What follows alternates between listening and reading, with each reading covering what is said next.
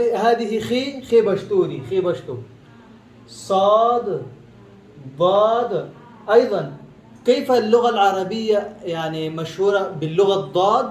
يعني هيا إلا واحد إذا ما له دارس شريعة أو لغة عربية أو مو دارس في الصغر في الدروس العربية في المدرسة العربية، عندنا في 190 95 لا يستطيع يلفظون الضاد مثل العربي، مثل العرب يقولون زواد، أو يقولون غداد، أو يقولون زوات، زوات، زواد، غدات.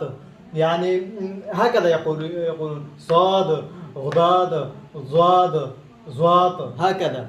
أما الذي هو دارس يقول ضاد مثل العربي. هاي طي بالعربي طا.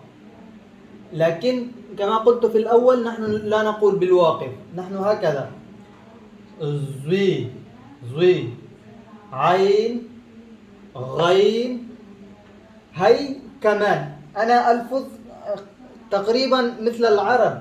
هي عين غين لا يقولون، هي يقولون عين غين، عين غين، هكذا. حتى علماؤنا يعني في السعودية في عندنا عالم اسمه في كثير العلماء في السعودية من صغر هناك دارسين، لما يقولون يدرسون أو يحضرون الدرس أو محاضرة، لن يقولون مثل العرب ضاد، يقولون زواد، زواد.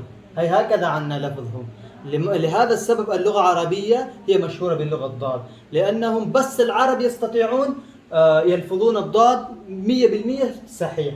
سبحان الله العرب إذا صغير كمان يستطيع يلفظ على السواء. لكن أنا حتى الآن يعني في 2015 تقريبا من 5 سنين أنا كنت أقول هل هذا الجهاز، هل هذا موبايل ضد الماء، ضد الماء. ما كنت أقول ضد الماء، يعني ضد الماء. كنت هيك الأصدقاء العرب كانوا يضحكون يقولون لماذا أنت مو ضد الماء، ضد الماء، مو مضر، مضر. هاي عنا صعب جدا جدا. كيف عند العرب ري دي؟ هذا إن شاء الله سوف أشرح لكم. هذا ألفاظ البشتوني أصعب الألفاظ وأغرب الحروف في العالم.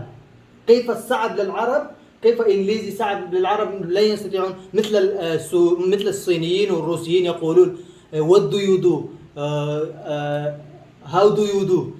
أما هو بإنجليزي أصله what do you do how do you do how do you do this. هذا الحرف.